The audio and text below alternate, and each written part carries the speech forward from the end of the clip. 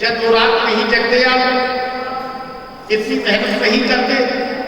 कितना दुर्भाग्य का समय है कि केवल मात्र प्रभु के नाम की 2 दिन की माला क्या जप ली, क्या परटुमा लगा ली, इतनी थकान आ गई। और जब आपके बच्चे की शादी होती है तो आप धुमक के नाचते हैं, भगवत करके काम करते हैं, वो दिन रात जगे रहते हैं। वो 2 दिन में ऐसा क्या हो गया कि रोटी खा करके, प्रसादी खा करके सब लोग सोने के लिए चले गए। वृंदावन बिहारी लाल की। बोले महाराज कछु ऐसी कहानी बता दो आप जिस गुरु के बारे में किसी को ज्ञान ना हो। गुरु महिमा क्या है इसके बारे में कोई ज्ञान ना हो, गुरु को बहुत छोटा समझ लेते हैं। और एक बार गुरु बनाने के बाद रंग पलटे की तरह गुरु को बदलते रहते हैं। कभी गुरु बदला नहीं जाता है। गुरु 2 हो सकते हैं, गुरु 3 हो सकते हैं आपके पाठ्यक्रम के अनुसार। आपने मान लीजिए कोई टेक्निक नॉलेज ली, मैट्रिक नॉलेज ली तो मैट्रिक गुरु हो गया आपका, और आपको कंठी दी तो मूल गुरु हो गया। गुरु आपके 2 भी हो सकते हैं, 3 भी हो सकते हैं, लेकिन गुरुओं के पलटने की जो परंपरा चल रही है वो बहुत बुरी है। एक सुंदर आश्रम था और उस आश्रम में 20-30 संत रहते थे, उनमें कुछ बाल संत भी रहते थे। और उन संतों में एक बालक था जो गुरुजी की बहुत सेवा करता था। गुरुजी की सेवा करता था, बहुत गरीब था। गुरुजी से बोला, गुरुजी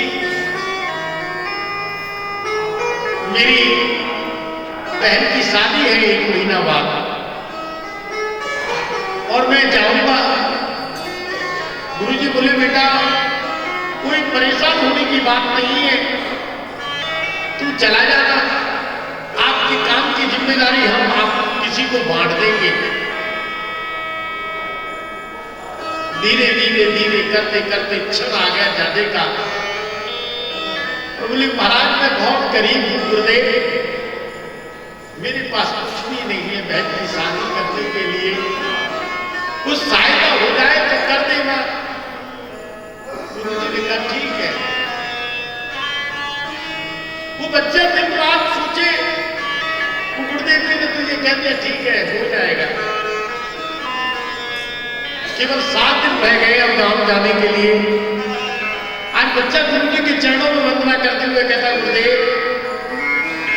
अब मैं जाऊंगा, केवल 7 दिन रह गए, देखिए कुछ व्यवस्था हो जाए मेरी बहन की शादी के लिए।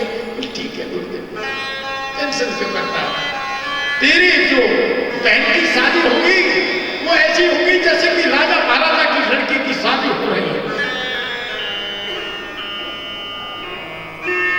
चेला सोचे कैसे होगी कि झुंझुनों को हाथ में आए और शादी कैसे हो जाएगी। अब 7 दिन भी बीत गए हैं। गुरुदेव से कहते हैं कि महाराज मेरी बहन की शादी आप नहीं बता रही हो, मैं तो जा रहा हूं। जब वो जाने लगा तो गुरुदेव ने क्या किया कि एक पुथलिया लेकर के अनार की उसको दे दी। और उस बच्चे का गांव ऐसे प्रांत में था जहां भूड़ और रेत होती थी, और उसके घर के पास में ही राजा का शासन था, शासक निवास करता था। जब अनारों को लेकर, कोटरी को लेकर के 100 किलोमीटर तक पैदल गया तो अपने दूसरे मित्र को 2 सहायता के लिए भेजे। महाराज ने सेवक भेजे गुरुजी ने, तो उनसे कहने लगा, देखो मैंने गुरुजी से कितने दिन पहले कह दिया कि मेरे घर में मेरी बहन की शादी है और कुछ खर्चा चाहिए, लेकिन मेरे गुरुजी ने मुझे तो कुछ दिया ही नहीं। भगवान जाने में गरीब की शादी कैसे होगी। जैसे ही गांव में गया बाबा पूछने लगे, बेटा कुछ लाया है? बोले नहीं भैया मैं तो कुछ नहीं लाया, ये 10-20 ला रहे हैं, ये गुरु जी ने दिए हैं। बोला बेटा शादी कैसे होगी? बोले केवल गुरु जी ने तो ये कह दिया तेरी बहन की शादी जो राजा महाराजा की होती है इस तरीके से शादी होगी। रात को नींद नहीं आए तो सुबह सुबह डोरी पिट रही थी, राजा की तरफ से डोरी पिट रही थी कि प्रिय भाइयों सुनिए कि महाराज की लड़की बीमार है और इस प्रांत में अनार भी नहीं होते हैं।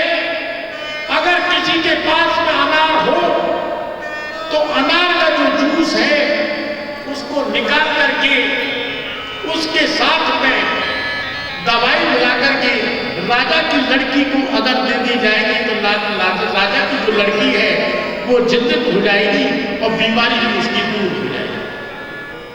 जब ये डोरी सुनी तो ले जाकर के अनार, बोले मैं यहाँ क्या करूंगा गुरुदेव, अनार की किसी के काम आ जाए, आश्रम में रहता हूँ तो सभ्यता है। वो जाकर के राजा के द्वार पर चला गया और राजा के द्वार पर जैसे ही अनार दिए, वैद्य ने दवाई बनाई और जड़ी बूटियां घोल करके उसको पिलाई और उसके फर्क पड़ा और वो ठीक हो गई। जब ठीक हो गई तो उस बच्चे से पूछा, बेटा आप कहाँ रहते हैं? बोले राजन मैं फलानी बस्ती में रहता हूँ। बोले कोई परेशानी? बोले नहीं, 2 दिन बाद मेरी बहन की शादी है और मेरे पास तो कुछ भी नहीं है और मेरे गुरुजी ने तो ये कह दिया था हुआ जा तू, तेरे को तो तेरी शादी जो देखेगा तेरी बहन की राजा महाराजा होगी। तो तुरंत उसकी जब बच्ची ठीक हो गई, राजा बहुत प्रभावित हुआ तो राजा ने अपने सैनिकों को, अपने मंत्रियों को आदेश दिया कि जाओ उस बालिका की शादी ऐसी होनी चाहिए जैसे किसी राजा की शादी हो रही हो, राजा की बच्ची की शादी हो रही है। स्वयं राजा उस शादी में गए और उसकी शादी ऐसी हुई कि लोग युग क्रांति के रूप में उसे देखते रहे। तो कभी गुरु को हल्का नहीं तोड़ना चाहिए। गुरु की महिमा और गुरु की वाणी कहां पर फंस जाए, कहां प्रसाद दे जाए कोई पता नहीं। संत की वाणी कहां पर फंस जाए, किस जगह आपको फल मिल जाए कोई पता नहीं। इसलिए आपने अगर अपना कोई गुरु बनाया है, अगर कोई कहता है कि आपके गुरु से अपराध हो गया, आपके गुरु से कभी अपराध नहीं होगा। गुरु देवो भव। आप गुरु को उसी तरीके से पूजिए, चाहे सृष्टि पर लोग रंग पड़ने की बजाय गुरु को परिवर्तित करते हो, बदलते हो, लेकिन गुरु कभी बदला नहीं जाता। जहां घंटी नहीं आती वो गुरु रहता ही है। गुरुदेवो हुआ गुरुदेव। बोलो वृंदावन बिहारी लाल की जय।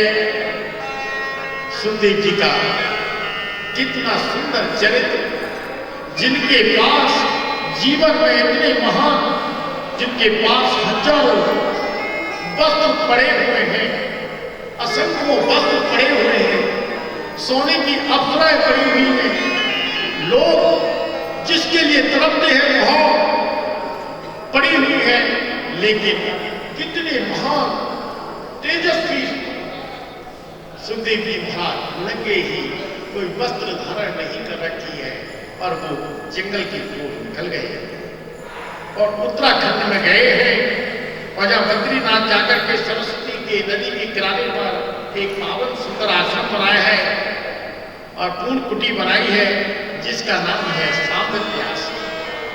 और उसमें जाकर के तपस्या कर रहे हैं और तपस्या करते हैं और वेद व्यास जी के आश्रम में देव ऋषि नारद जी का आगमन हुआ और देव ऋषि नारद जी का आगमन हुआ तो देव ऋषि नारद जी देखते हैं व्यास जी से, कहते हैं कि महाराज आप इतने दुखी क्यों हैं? बोले मैं इसलिए दुखी हूं कि कितने ग्रंथ बनाए और ग्रंथों की रचना की, लेकिन अदम जाति के लोगों ने इन ग्रंथों को स्मरण कर लिया और ये ग्रंथों को केवल मात्र लेकर के घर की दीवारों में आले बना करके रख दिया, चिन दिया तो मैं यही सोचता हूं, इतने ग्रंथ बनने के बाद भी, इतनी रचनाएं होने के बाद भी इस सृष्टि का उत्थान क्यों नहीं होता?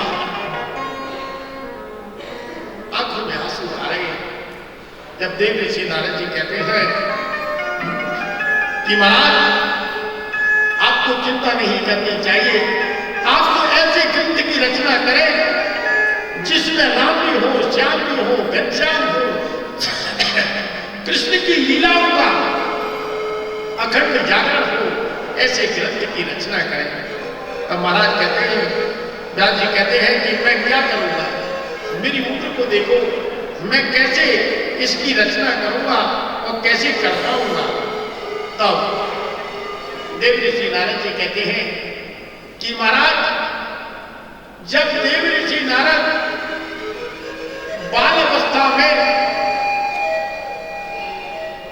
एक बालक था और दासी पुत्र था, वो दासी पुत्र दूसरे जन्म में जब देव ऋषि नारद बन सकता है, वो भागवत का लेखक क्यों नहीं हो सकता? श्रीमद् भागवत की रचना क्यों नहीं हो सकती है? असंभव नहीं है, संभव है। आप कितने भी बुजुर्ग हैं, लेकिन श्रीमद् भागवत की रचना अवश्य हो। बोलो वृंदावन बिहारी लाल की जय। आज कथा को यही विश्राम देंगे और कल कथा कुछ ज्यादा होगी, तो जो भी सज्जन 5, 2, 4 रहे या ना रहे, लेकिन कल भागवत 12 बज सकते हैं, 1 बज सकते हैं, और समय पर आए तो 9 बजे भी उसका समापन हो सकता है, विश्राम हो सकता है। तो इसलिए कल तैयारी के साथ में आए कि कौन कौन भागवत जी कथा सुनने के लिए मेरे साथ में बैठेगा। बोलो वृंदावन बिहारी लाल।